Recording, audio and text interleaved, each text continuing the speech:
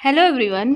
आज के सेशन में हम डिस्कस करेंगे सीडीपी के 50 क्वेश्चंस को, जो कि आपके एग्जाम की दृष्टि से काफ़ी ज़्यादा यूजफुल होने वाला है। तो हम स्टार्ट कर लेते हैं हम आज के सेशन को। तो फर्स्ट क्वेश्चन है आपका, किस मनोवैज्ञानिक के अनुसार बालक का विकास आनुवंशिकता तथा वातावरण का गुणनफल है? ये किसके अनुसार? Woodworth, Garrett, hall and Acro and crow.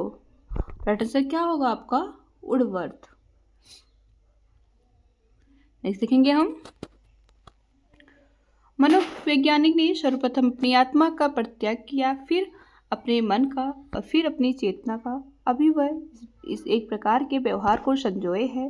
किसका कथन है? टीशनर, वुनेट, वुडवर्थ, मैकडूगल। राइट आंसर क्या होगा आपका? ऑप्शन सी, वुडवर्थ का। नेक्स्ट देखेंगे हम, विकास के मनोवैज्ञानिक सिद्धांत का प्रतिपादन किसने किया है? एरिक्सन, फ्रायड, कोहलर या वाटसन। तो राइट आंसर क्या होगा आपका? ऑप्शन ए, एरिक्सन ने। नेक्स्ट देखेंगे हम, किस मनोवैज्ञानिक के अनुसार इदम, अहम, पराहम व्यक्तित्व के 3 घटक हैं?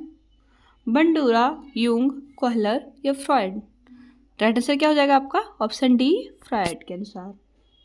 नेक्स्ट देखते हैं हम, किस व्यवहारवादी का मानना है कि अन्य व्यवहारों की भांति भाषा की क्रिया प्रसूत अनुबंधन द्वारा सीखी जाती है? वाटसन, स्कीनर, गुथरी या सीहल। राइट आंसर क्या हो जाएगा आपका?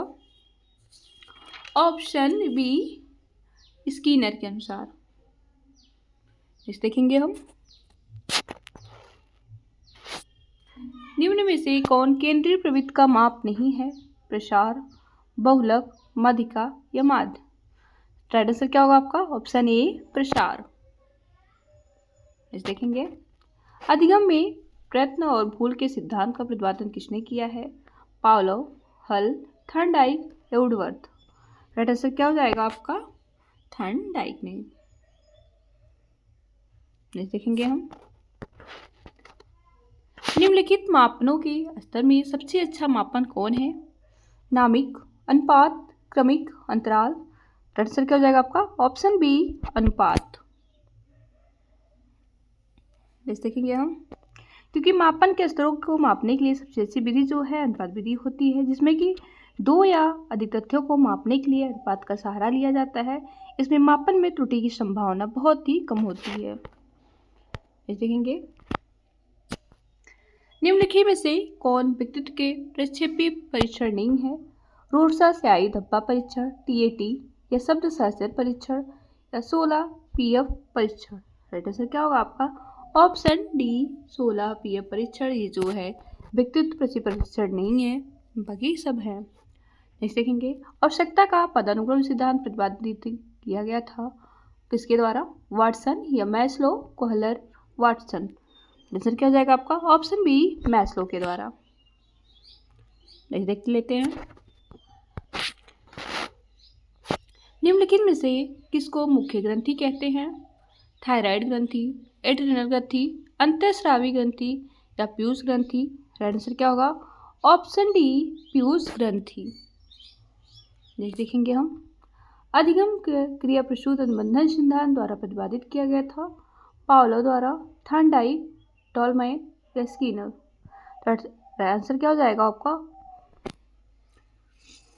ऑप्शन डी, स्कीनर के द्वारा। नेक्स्ट देखेंगे हम, औसत बुद्धि वाले बालकों की बुद्धिलब्धि किसी भी 50 से 59, 70 से 89 या 90 से 109, 110 से 129। राइट आंसर क्या होगा? ऑप्शन सी, 90 से 109 के बीच। नेक्स्ट देख लेते हैं हम, बंडूरा का कथन है कि बच्चे प्रतिक्रिया प्रतिमानीकरण द्वारा सीखते हैं। इसको कहा जाता है अभ्यास द्वारा सीखना, यंत्र दृष्टि द्वारा सीखना या निरीक्षणात्मक अधिगम या पुरस्कार द्वारा सीखना। तो राइट आंसर क्या हो जाएगा आपका? निरीक्षणात्मक अधिगम। तो किसके अनुसार बच्चे प्रतिक्रियाएं जो हैं प्रतिमानीकरण द्वारा सीखते हैं, जिसे निरीक्षणात्मक अधिगम भी कहा जाता है, जिसमें बच्चे अपने से बड़ों के व्यवहार का निरीक्षण करके उसी तरह के व्यवहारों का प्रदर्शित करते हैं। नेक्स्ट देखेंगे हम, पियाजे के संज्ञानात्मक विकास सिद्धांत में अमूर्त तर्क, परिपक्व नैतिक चिंतन किस अवस्था की विशेषता है? संवेदात्मक अवस्था, पूर्व संक्रियात्मक, औपचारिक या मूर्त। राइट आंसर क्या होगा? ऑप्शन सी, औपचारिक संक्रियात्मक अवस्था। नेक्स्ट देखेंगे हम, जन्मजात व्यक्ति गुणों का योगफल है समानता, निरंतरता, वंशानुक्रम या युष्टा। राइट आंसर क्या होगा? ऑप्शन सी, वंशानुक्रम। वीएन झा के अनुसार है कि वंशानुक्रम व्यक्ति की जन्मजात विशेषताओं का पूर्ण योग है। देखेंगे, मनोवैज्ञानिक के अनुसार निम्नलिखित में से किस विधि द्वारा मूल प्रवृत्तियों में परिवर्तन लाया जा सकता है? सहसंबंध, मार्गांतरीकरण, विलयन या नवीनीकरण। राइट आंसर क्या हो जाएगा आपका? Option B, मार्गांतरीकरण। नेक्स्ट देखेंगे हम, प्रत्ययों का बनते रहना एक प्रक्रिया है, विषम, अनियमित, सामायिक या संचयी। राइट आंसर क्या हो जाएगा? ऑप्शन डी, संचयी। नेक्स्ट देखेंगे हम, निम्नलिखित में से कौन सा भूलने का कारण नहीं है? मानसिक द्वंद्व, पुनरावृत्ति का अभाव, सीखने की मात्रा, शिक्षक की योग्यता। राइट आंसर क्या हो जाएगा आपका? शिक्षक की योग्यता।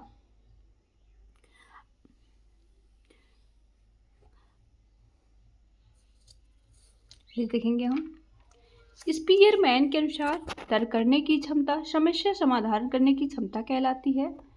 एस कारक, जी कारक, विशिष्ट बुद्धि या सांस्कृतिक बुद्धि। आंसर क्या हो जाएगा? ऑप्शन बी, जी कारक। जी कारक की जन्मजात प्रतिभा कारक के रूप में माना जाता है और प्रत्येक व्यक्ति में उनकी मानसिक क्षमता भिन्न भिन्न प्रकार की होती है, इसलिए प्रत्येक व्यक्ति में प्रत्येक मानसिक कार्य करने की क्षमता भी निश्चित होती है। देखेंगे हम, पढ़ाते समय सामान्य कक्षा में अध्यापक का सर्वाधिक ध्यान किस मनोवैज्ञानिक के तथ्य पर होना चाहिए? शिक्षण तकनीकी या शारीरिक क्षमता, व्यक्ति भिन्नता या पारिवारिक स्थिति। राइट आंसर क्या हो जाएगा आपका? ऑप्शन सी, व्यक्ति भिन्नता। क्योंकि सभी बालकों में बुद्धि क्षमता का स्तर अलग अलग होता है, साथ ही उनकी वातावरण स्थिति भी भिन्न होती है, जिसके कारण बालकों में अधिगम क्षमता में भिन्नता पाई जाती है। अध्यापक को इसका विशेष ध्यान देना चाहिए। देखेंगे हम, अधिगम हस्तांतरण के द्वितत्व सिद्धांत के प्रवर्तक कौन है? Thorndike, Spearman, Judd, Guilford. Answer क्या हो जाएगा आपका? Option B, Spearman.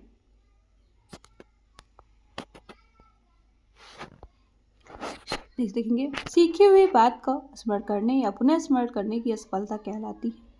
पुनः स्मरण, विस्मृति, संवेदना या स्मृति। आंसर क्या हो जाएगा? ऑप्शन बी, स्मृति। देखेंगे हम,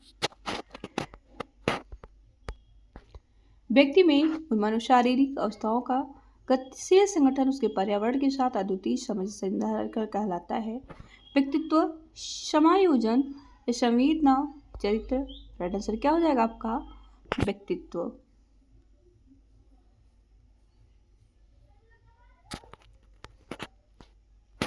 आलपोर्ट जो मनोवैज्ञानिक हैं उनके अनुसार है कि व्यक्तित्व व्यक्ति में मनोशारीरिक आवश्यकताओं का गतिशील संगठन है जो कि उसमें पर्यावरण के साथ उसका अद्वितीय सामंजस्य निर्धारित करता है। देखेंगे हम, सामान्य पुरुष में XY गुणसूत्र होते हैं जबकि सामान्य महिला में XX गुणसूत्र होंगे या XYY गुणसूत्र, X गुणसूत्र, XX। राइट आंसर क्या हो जाएगा आपका? XX गुणसूत्र।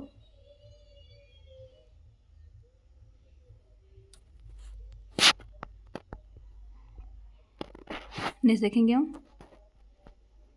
प्राप्तांकों के समूह का वह बिंदु जिसमें नीचे समूह के आधे प्राप्तांक और उसके ऊपर समूह के आधे प्राप्तांक कहलाता है मध्यमांक, बहुलांक या मध्यांक या मानक विचलन। राइट आंसर क्या हो जाएगा आपका? Option C, मध्यांक।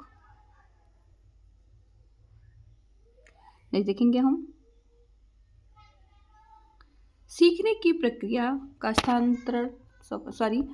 अभिप्रेरणा का वर्गीकरण होता है स्वाभाविक और कृत्रिम या कम महत्वपूर्ण, अधिक महत्वपूर्ण, जन्मजात, अर्जित, अभिप्रेरणा तथा प्रलोभन।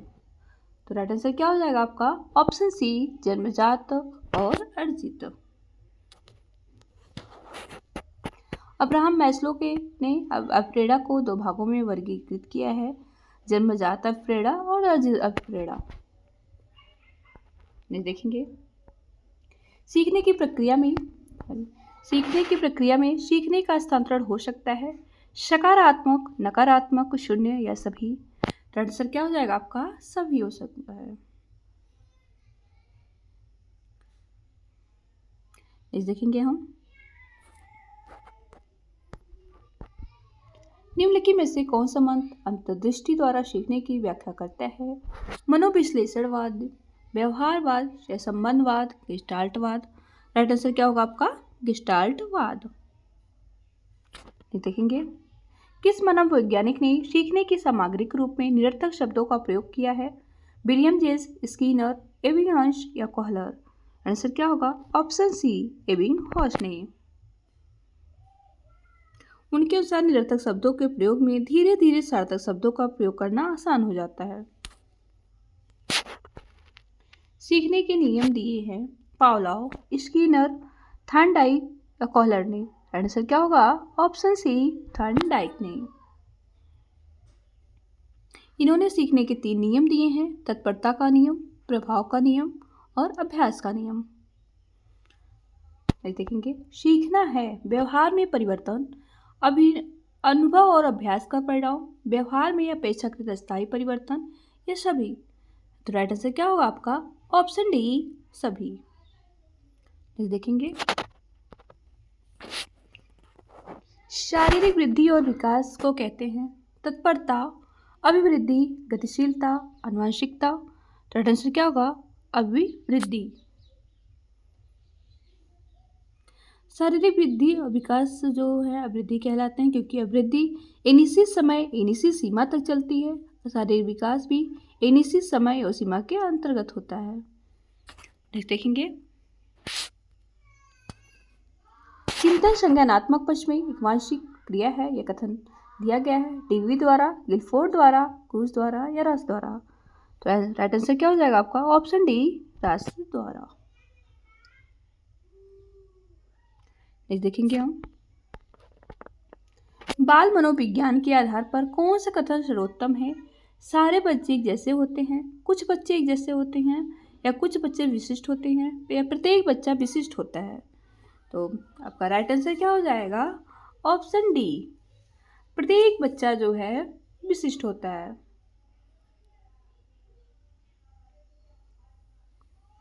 देखेंगे हम बाल मनोविज्ञान का केंद्र बिंदु है अच्छा शिक्षक, बालक, शिक्षण प्रक्रिया या विद्यालय। राइट आंसर क्या होगा आपका? बालक। बाल मनोविज्ञान का मुख्य केंद्र जो है वो बालक ही होता है, क्योंकि इसके अंतर्गत बालक में हो रहे शारीरिक परिवर्तन, व्यवहारिक परिवर्तन का अध्ययन या परीक्षण किया जाता है। देखेंगे अच्छी स्मृति की विशेषता है शीघ्र पुनर्स्मरण, शीघ्र पहचान, अच्छी धारणा या सभी। तो आंसर क्या होगा आपका? ऑप्शन डी, सभी। देखेंगे संवेग शब्द का शाब्दिक अर्थ है क्रोध और भय, स्नेह और प्रेम, उत्तेजना और भावों में उथल पुथल या कोई नहीं। तो आंसर क्या हो जाएगा? ऑप्शन सी, उत्तेजना या भावों में उथल पुथल। देखेंगे कौशल सीखने की पहली अवस्था है यथार्थता, कल्पनाशीलता, समन्वय, अनुकरण। राइट आंसर क्या होगा? ऑप्शन डी, अनुकरण। क्योंकि इस प्रकार के कौशल किसी भी विशेष क्षेत्र में योग्यता हासिल करने के लिए पहली अवस्था भी अनुकरण ही होती है, जो कि अनुकरण के माध्यम से ही कई प्रकार के कौशल सीख लेता है। देखेंगे मानसिक आयु का प्रत्यय सर्वप्रथम प्रयोग किया गया थॉर्नडाइक द्वारा, गिलफर्ड, स्पीयरमैन, बीनी। आंसर क्या हो जाएगा? ऑप्शन बी, बीने साइमन के द्वारा।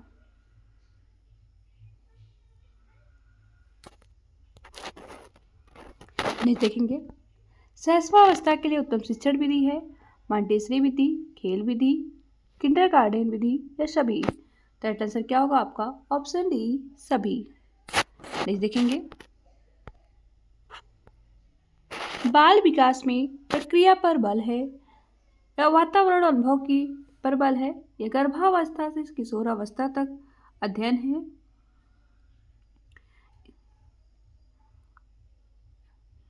या सभी? नेक्स्ट आंसर क्या होगा आपका? सभी।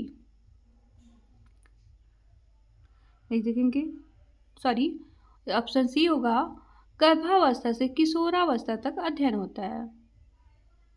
ये देखेंगे, बाल विकास का अध्ययन क्षेत्र है, बाल विकास की विभिन्न अवस्थाओं का अध्ययन या वातावरण का बाल विकास पर पड़ने वाले प्रभाव का अध्ययन या वैज्ञानिक भिन्नताओं का अध्ययन या सभी? तो आंसर क्या होगा? ऑप्शन सी, डी, सभी। ये देखेंगे, सर्वाधिक उपयुक्त जीवित रहता है और सिद्धांत है लेमार्क, हर्षल, डार्विन या मैकडूगल? तो आंसर क्या होगा? ऑप्शन सी, डार्विन का। नेक्स्ट देखेंगे,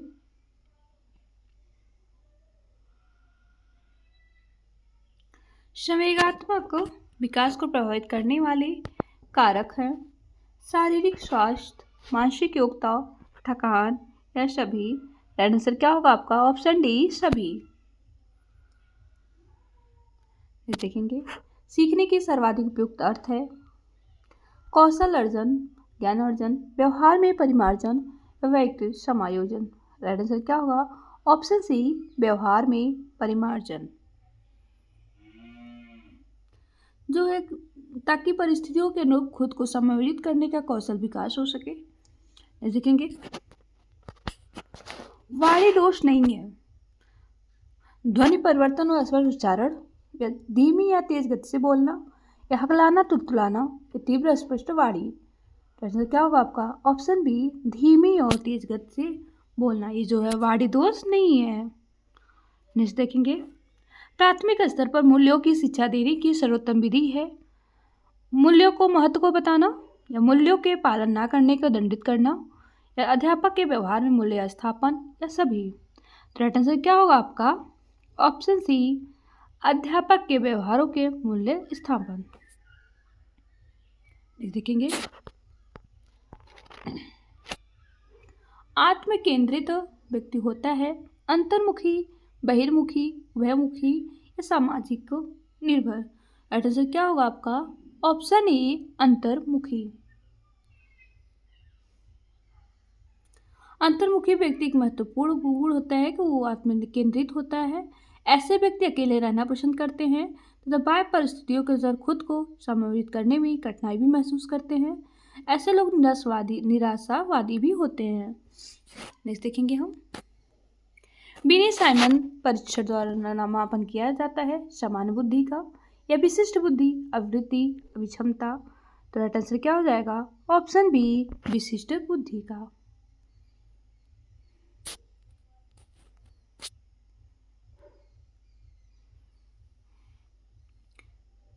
तो ये रहा इस वीडियो का लास्ट क्वेश्चन। तो आई होप आपको हमारी वीडियो पसंद आई होगी और तो मिलते हैं हम आपसे नेक्स्ट वीडियो में। And thanks for watching.